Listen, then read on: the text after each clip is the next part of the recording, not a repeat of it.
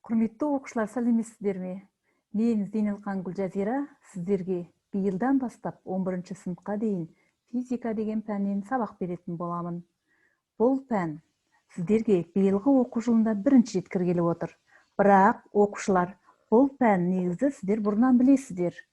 Бұл табиғатты зерттейтін пән, бірақ та бұның бұрынғы біз жаратылыстану пәнін оқығанбыз. Бұл пән сол пәннің кеңейтілген түрі. Сондықтан бұл сіздерге қиындық тудырмайды. Яғни бұл біз физика пәніне үшін оқып үйренеміз. Бұл табиғатпен тікелей байланысты пән, бүкіл табиғатта болып жатқан құбылыстардың заңдылықтарын, неге солай болатынын анықтайтын пән. Өйткені адамзат табиғатпен тікелей байланысты.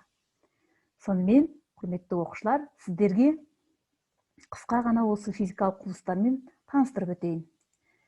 Физикалық құбылыстар бізде механикалық, электрлік, магниттік, оптикалық, акустикалық және жылулық атомдық құбылыс болып бөлінеді. Бізге танысы қайсы? Ойланып көріңіз. Механикалық, механика.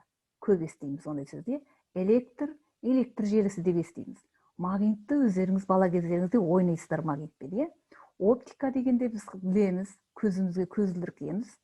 Оптика. Акустика, резонанс, акустикалық резонанс деп ойланамыз. Жылулық, белгілі бір жылулық процесс болуы мүмкін. Атомдық дегенді біз тіптен де жақсы білеміз. Жалпы осы физика пәнін оқуда өте жақсы қызықты тәжірибелер жасаймыз. Аптасына 2 сағат қана оқимыз.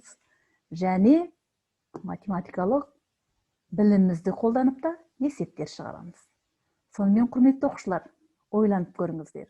Мен сіздерге көрсеткен осы физикалық құбылыстардың қандай мысалдар келтіруге болады?